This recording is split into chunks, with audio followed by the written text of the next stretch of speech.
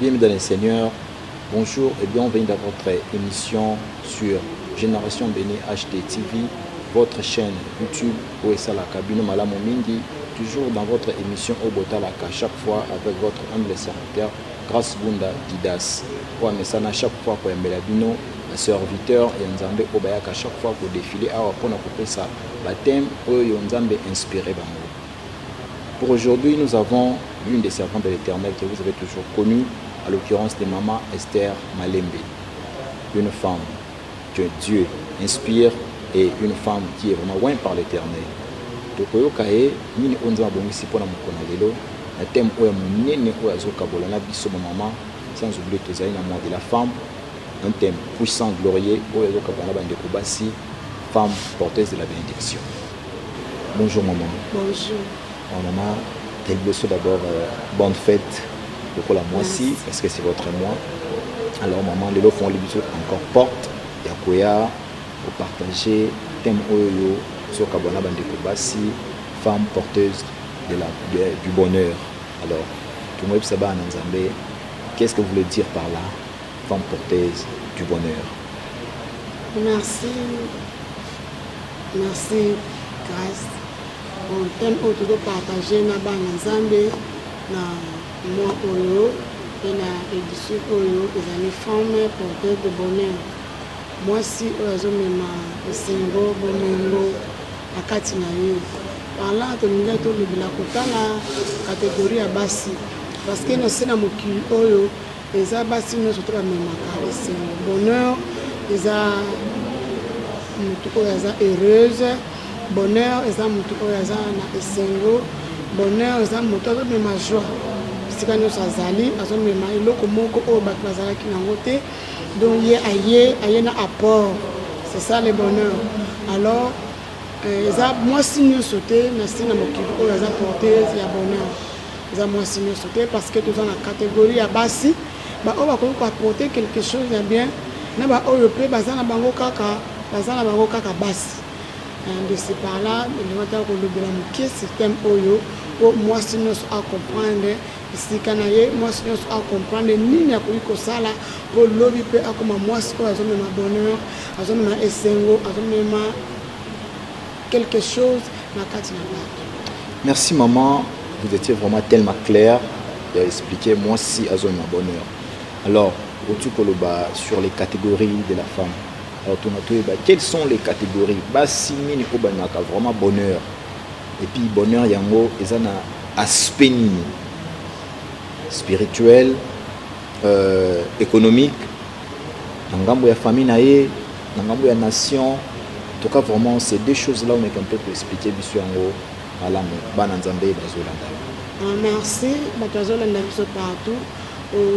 Catégorie à base de bonheur, au lobby est spirituel, le plan physique, économique, financier.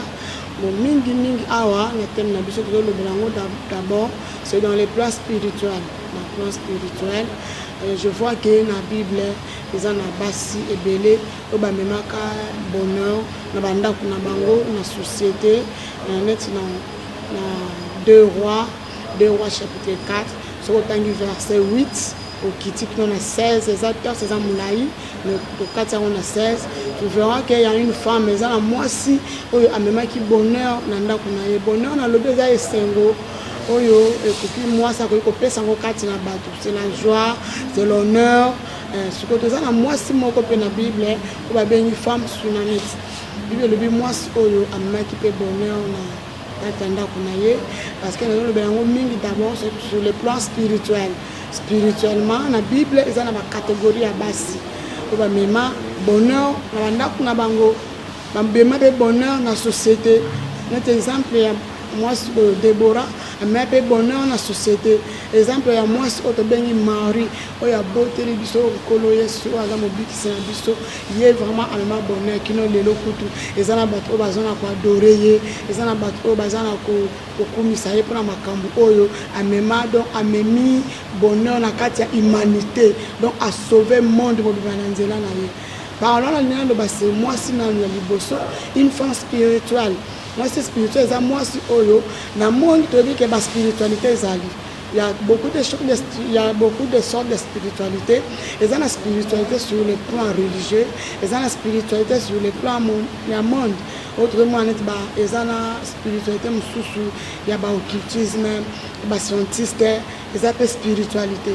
Mais autres partager, il y a la spiritualité sur le plan, il y a bon Zambé. Moi, je suis comme ma bonheur. Premièrement, moi, je suis Nkolo Yesu. Ayebi Nkolo Yesu lokola mokonzi pe mobikisi na ye ayebi makambo oyo nzambe azosalela bato eza c'est une femme oyo amipesa vie na ye na kati ya mabondeli eza mwasi oyo azoservir nzambe bomoi na ye mobimba eza mwasi oyo asadonne na bonzambe donc ye aza penché na côté moko oyo eza ya bonzambe andimela Yesu na vie na ye azosalela pe Nkolo.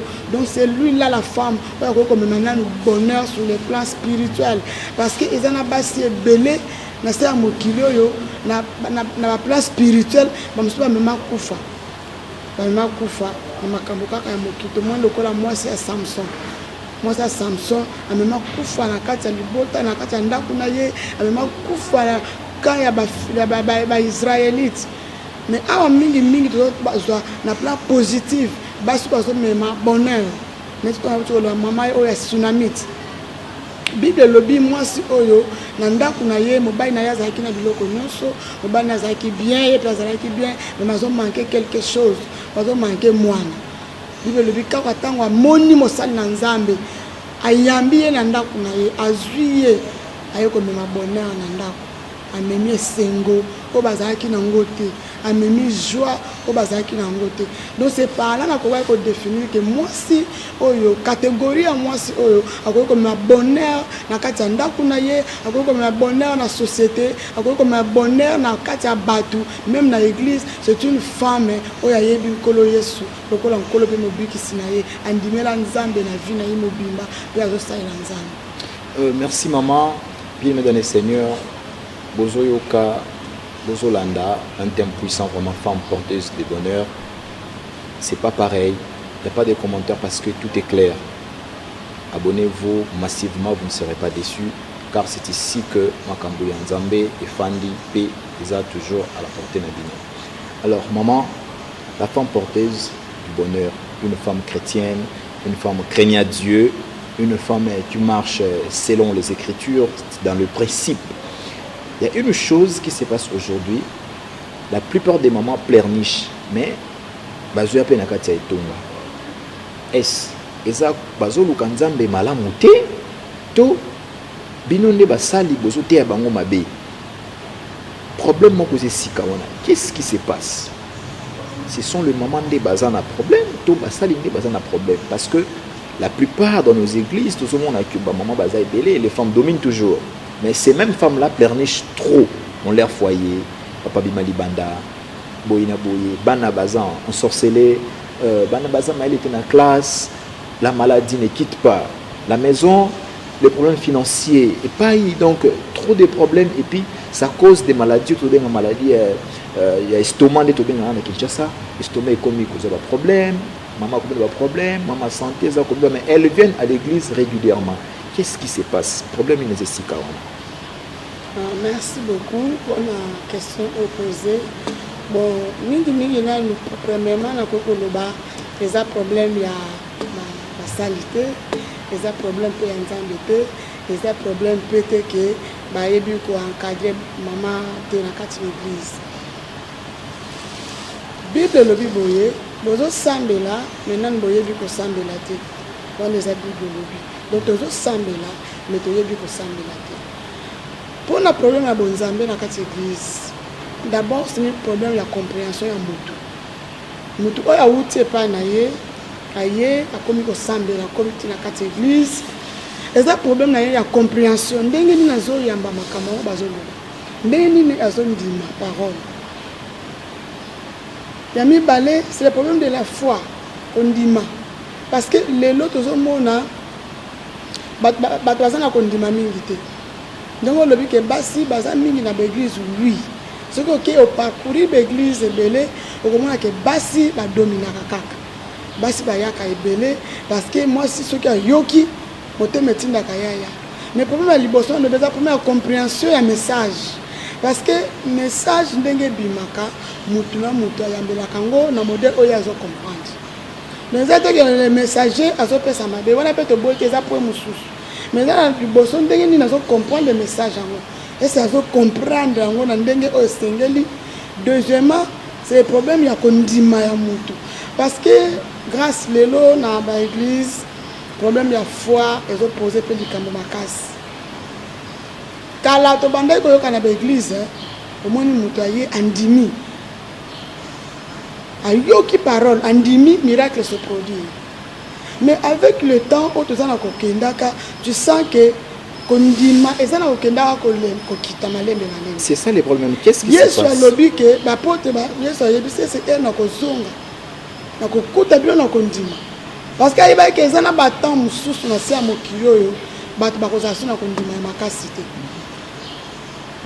C'est par rapport au pays à temps tozokende donc ba moment où biso tozali mokili ezana ko bouger makasi vitesse ya monde échanger vitesse ya batu échanger donc partout na mokili eza ndenge ezaki kalate eza ndenge ezaki kalate que batu baza na ligne de conduite moko baza na ko suivre lelo batu bakomi mutu na mutu azolinga yoka oyo aye mutu na mutu azolinga sala oyo aye c'est par là ozomona ke l'autre na baoccidentaux ekomi lisusu ke mutu azwa mwana mobali abongolisa ye mwana mwasi bazwa mwana mwasi ekomi komema sikoyo confusion par rapport à foi par rapport à foi ya bato ekomi mutu suka azo comprendre te na mutu oyo azalaki elongi ndenge mosusu bachangise ye elongi eza nini ezo comprendre te donc c'est par là alobi ke makambo ya foi eza kondima ya mutu eza na mutu mosusu akokoya atie foi na ye abi ndenge nakebo na église nzambe akosalisa ngai mama mosusu akokoya ndenge nake kosambela boye je crois que problème nanga oyo naza nango nzambe akoresoudre yango mais eza na mosusu kondima eza te ye aza na kondima te ye azomona kaka lokola église eza bonganga parce que église eza différent na bonganga église eza différent na bamandona église eza différent na bamama bikudi bao bazosala bamakambo na bango église mingi eza temps ya nzambe tozelaka temps ya nzambe nzambe aza na batemps na ye très différent na oyo ya bato moto akoki koya na église asambeli nzambe ayoki ye mais azozela peut-être eza na eloko moko fo alongola po akokisa oyo alobi nde omoni par là Daniel asambela pendant 21 jours babi ntango asambelaki nzambe asa arépondaki ye mais komi boye baprince lere bakangi ye azokontinue kaka kosambela oyaki peut-être temps nzambe ekoki te mais temps ekoki mais eza na bato mosusu mpe na bible donc asambeli azosambela kaka azozela nzambe azozelisa ye kaka tia kokokisa yango c'est par là eza problème ya temps na problème ya foi ya moto eza te ke basali bazoteya malamu te bakondite bazodige malamu te mais mingi nakoki kosoulever point oyo mpo na ngai c'est le problème de la foi et problème de la compréhension ya message ndenge moto azoyambela message ndenge mwasi azondimela makambo yango vraiment foi ekeseni ezali motu mosu akoyoka yaka koto oyo nzambe azobikisa nzambe azokangola nzambe azosala ya ye ndenge azokota donc but na ye ayele ezake nzambe akangola mais akomi boye peut-être azala malade azomona kaka malade yango ezosila te malade yango ezosila te donc ye ayeli mpenza kondima te ayeli oyo ayokaki siko bato modele wana kolele kosila te akobanda kozalaka de temps en temps koselama te donc mama bisiko ozoyoka ngai eza problème ya foi ya mutu nzambe aza lokola mutu te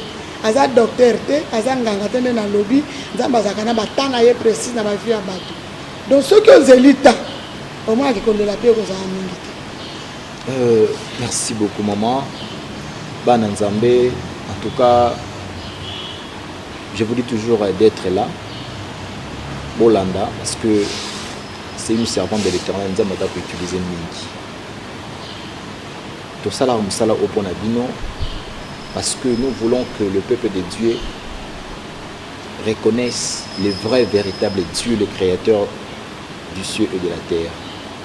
Alors pour ce à déverser à chacun ou à chacune de ses servantes l'otomo ya kosala mosala na ndenge oyo atambwisaka makambo na nzambe mwasi eza na kondima eza na compréhension ya maloba ya nzambe lorsque bazoba mwasi ce n'est pas seulement que la femme mais on parle de l'ensemble l'Église, parce que nous tous nous présentons devant Christ comme une femme, même moi homme, mais devant Christ je suis une femme, parce que je suis Église.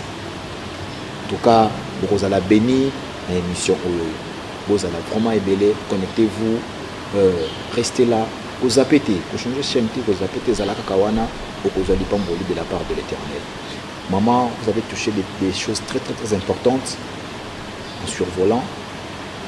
Alors, vu qu'il y a un problème de la foi et de la compréhension, quel est maintenant le message autre qui peut se focaliser pour ces temps dans l'Église? Merci beaucoup. Pour ce temps dans l'église, il y a un problème, il y a foi, parce que tant aux alliés, ils continuent à cambrébéler. Tant ils continuent à boulot, tant ils continuent à cambrébéler. Donc, il continue à cambrébéler, il continue à cambrébéler, et comme ils ont fait confusion dans la Katiabatou. Na kati ya bana nzambe, na kati ya église, na kati ya basi, na kati ya maman, parce que mimi c'est moi aussi. Mais alors message à liboso on a que ça pour la maman, ma basi bazolamba biso même église, donc on trouve le église eza moi si liboso nzambe eza que tomeka quand même ko ndima ko tia liloba likola ko ndima. Donc augmenter na foi na biso. Eza na kaka te futo ya kaka na église boye pas. Pour nous répondre par rapport à la question que mingi kaka basi bazolela ka le porteuse ya bénédiction mais basi bazolela mingi. Par la réponse on a un message on peut savoir batoza que ndima nani. Comprenez là nous que na église na yepo na nini. Na ina pona sambela na sambela, je sais que c'est Dieu qui est en tête, c'est Dieu nzambe mtu aida ka bato. Nzamba sali sakabato. Ce qui na comprendre yango na zuko ndima na ngai na vandisi yango. Likola ba problème na ngai, likola ba situation na ngai, na kitisi ko ndima na ngai likola na ngona yebi ke ata lelote, ata lobi te me lobi kuna nzambo ya kosala nga bolamu. Tango kisi ko ndima na yo, omoni ke vraiment ko ndima na yo efandi, c'est par là o kuma mutazo me malipamboli. Porteuse ya bénédiction, porteuse ya bonheur. Comme maman bonheur, on bonheur partout. Parce que au tali notion attend, au tali au tio kondima na yo, ondimi, obi ke ngai na kati na ngai, na sala makambo ebele, na zo zela nzambo kanga na fandi au sala nga bolam, c'est par là comme apporter sa bénédiction. Donc message encore que ça par là na nous, c'est la foi et la compréhension des choses de Dieu. Koyeba makambo nzambe pe ko ndima yango. Tango ndimi yango par là nzambe c'est le makambo. Nous vous signalons que nous sommes à Kinshasa ici, précisément na commune Yamasina, quartier sans fil, na sima immeuble Apocalypse, na avenue Victoire, na église Christ Vainqueur, qui est dirigée par le pasteur, le révérend Epaphras Langungu. Alors au plateau nous avons maman Esther Malembe Langungu qui est l'épouse du pasteur. Maman de Akambaka, département maman où Tambwami, chaque lundi basalaka prière na bango et na restauration de la femme. Vous êtes tous les bienvenus, les femmes du monde entier partout où vous vous retrouvez, au travers la télévision, au travers YouTube, nous sommes là. Donc on a mabon de l'union à temps réel, on a beau là toujours édifié ici kabizon bilon en combo na isu. Maman, je voudrais maintenant que tu parles à une femme. Tu parles à une femme, pour la moissi, pour la bassi. Et puis vous en profitez directement parce que c'est votre mois. Je dis encore bonne fête.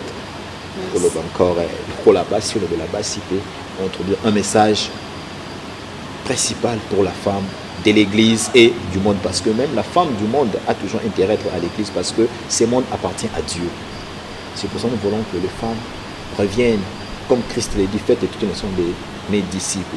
Comme la charge vous revienne, nous reviennent, les micros est à vous, devant la caméra, parle à une femme. Merci beaucoup, ma maman. Na mingi ba maman, pesi bino na mbote bino nyusi ba maman ya monde entier, ba maman ya Kinshasa, ba maman ya Tiangu, ba maman ya restauration de la femme ya Christ Vainqueur. Un message on a koyi komemela bino toza na mois ya basi, toza na message na biso clé o ya restauration de la femme. Oyo to sala kango chaque lundi de 9h à 12h. Thème autour sur thème de partager sa femme porteuse de bonheur. moi si ozo mema bonheur ndenge expliquaki bonheur ezali makambo ya bien eza bolamu eza ngolu eza grâce eza bénédiction eza prospérité donc nyonso wana eza na kati ya mwasi nde nazoki na ndako kopesa yo message oyo ke mama komi monaka pamba te na kati na yo eza na makambo ebele okoki koapporte na kati ya bato nazwaki texte oyo totangi na 2 Rois chapitre 4 verset 8 soki olandi texte oyo bien eza na mwasi moko oyo babengi femme tsunamite. Femme tsunamite bible elobi azalaki stérile mwasi oyo na mobali na ye bazalaki na mwana te mais mama oyo na kati na ye azalaki na makambo oyo akoki kopesa po apesa esengo bonheur eza esengo na kati ya bato bonheur eza kosepelisa bato mosusu bao baza na esengo te mama oyo asepelisi ndako na ye asepelisi motema mobali na ye asepelisi na bato ya mboka na bango bamonaki aza stérile mpo na nini mama oyo ayambi mosali na nzambe amoni kati na ye aza na makambo ebele akoki kovanda te ayambi mosali na nzambe ayebisi omoni yo ndenge oza boye na kati na yo okobota mwana okomema bonheur moko oyo kosalaka esengo meme ya bato na bino meme ya mobali na yo mama oza esengo ya bato ebele basala mokili oyo bato ebele bazozela yo soki obongi soki opambwami bato ebele mpe bapambwami c'est ça femme toi une source oza source oyo bato bakoya kotoka epai na yo donc komimonaka pamba te mama komimonaka pamba te na kati na yo oza na bibale ebele okobimisa bamai ebele okobimisa biloko ebele oyo bato bakoya kobénéficie mais na parla okobimisa yango kaka pamba te nde nalobaki mwasi nyonso te oyo aza source eza mwasi oyo ayebi nzambe mwasi oyo ayamba yesu lokola nkolo mpe mobikisi na ye mwasi oyo azosalela nzambe na bomoto na ye soki oza na yesu kati na yo makambo ebele ekobima alina yosa mwasi moko na se na mokili tozovi makambo eza ebele mama okozala peut-être oza source oza na biloko ebele oza source ya bonheur bato ebele bazozela yo mais quelque part okozala limité na sens que diable akoki kokanga yo satan akoki kolimite yo wala tomonaka na bafamille tozomonaka na kati ya libota mosusu batikaka kotiela bato lwa na kati ya famille oyo mwana mwasi akobonga te mwana mwasi akobala te mwasi akobota te peut-être okoki kose retrouve na lwa moko ya famille oyo kosalaka na kati na yo eza na makambo ebele mais comme lwa eza na koexige ke na libota oyo moto akobonga te okobimisa te oyo oza nango na kati na yo bonheur oyo eza na kati na bato bakobénéficie na yango te bakoki kointercale yo c'est par là nina koyebi soki mama le seul Dieu oyo koki kosalela oyo koki kondimela na vie na yo le seul Jésus Christ oyo koki kondima na vie na yo akoki kosalaka makambo oyo eza kati na yo ebima eservir na bato mosusu mwasi oyo azalaki ne pete ke eza stérile ya libela par finalité na ye abotaki asepelisaki motema ya mobali na ye comme ndenge mpo ozala okoki kosepelisa mpe motema ya mobali na yo parce que na makambo oyo eza na kati na yo makambo oyo ozomema kati na yo wala mama naye koyebisa bamama nyonso parce olanda biso bisika ozali okolanda biso na bareseau sociaux okolanda biso na bachaîne télévisée vraiment mama message oyo na memele eza ke oza source ya bonheur par rapport ya bonzambe alobelaki point liboso eza par rapport femme spirituelle femme chrétienne oyo azoservir nzambe oyo azosalela nzambe oyo azondimela nkolo yesu soki ondimeli bonheur ekobima parce que toza na batémoignage ebele toza na makambo ebele oyo tomoni basi ozosentir ke mwasi oyo na kati na aza na makambo ebele mais quelque part aza limité sikoyo eloko ekoki kosala ke limitation ekweya c'est la vie de prière eza vie ya losambo oyo komipesa nango nde par là toinstaura système ya restauration de la femme oyo tosambelaka na église Christ vainqueur chaque lundi de 9h à 12h soki oyo okokuta basi nyonso tozoluka bonheur oyo eza kati na biso ebima ekobima bongo te ekobima na nzela ya losambo premièrement na nzela ya prière peut-être okoyebisanga ke te nga nasambelaka mingi me naza kaka na pasi nazomata bangomba nazokende luzizila nakenda mangengenge me pasi ezosila te bonheur yango ezobima te mama moto akoka aza te oye okuti biso awa na restauration de la femme tokosambela lisusu parce que bible elobi nzambe akabola bagrâce bagrâce eza partagé motu na motu aza na ngolu na ye oyo nzambe apesa ye donc oza source ya bonheur mais bonheur wana mpo ebima bien ebongi mama mpo na yo oluka nzambe osambela oyamba nkolo yesu na vi na yo omipesa na buvi ya bonzambe nde par là bonheur ekobima makambo ya bien ekobima. Merci maman. Vous nous suivez déjà sur PES TV, Instant News, votre magazine, sur GB, Génération Béni HD Télévision, sur YouTube. Vous nous suivez de partout, vous êtes tellement nombreux. Tout est bien, finit bien par la grâce de Dieu. Nous disons merci à bande de connaissances qui libre pour l'andabiso. Moto azalaki na sima caméra. Mwana photo beni mwana mukie mais maël ebele exaucé Pascal à niveau ya réalisation et montage Rodrigue Wawa à bande de connaissances bazab pas une saison bino. Je dis merci également à messieurs que j'appelle tonton Jonas Fombama Chichi depuis Liège na Belgique.